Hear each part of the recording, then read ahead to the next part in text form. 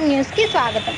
బాపట్ల జిల్లా చీరాల మండలం ఈపురపాలెంలో దారుణం చోటు చేసుకుంది. రిటైర్డ్ టీచర్ పిల్లి లలిత అనే 74 ఏళ్ల వృద్ధురాలు దారుణ హత్యకు గురైంది.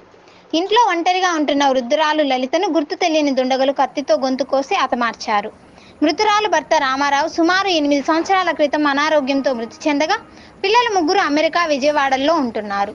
తల్లి లలితకి సాయంత్రం సమయంలో పెద్ద కుమారుడు కళ్యాణ్ యశోద్ బాబు ఫోన్ చేయగా ఫోన్ తీయకపోవడంతో వీధిలో గల స్నేహితుడు శ్రీనివాస్కు ఫోన్ చేశాడు. స్నేహితుడు శ్రీనివాసరావు లలిత ఇంటి తలుపు తీసి చూడగా అప్పటికే లలిత మృతి చెంది రక్తపు మడుగులో పడి ఉండడంతో పోలీసులకు సమాచారం అందించారు. ఘటనా స్థలానికి చేరుకున్న జిల్లా SP Tushar Dudi dog squad clues టీంను రంగంలోకి కేసు దర్యాప్తును ముమ్మరం చేశారు.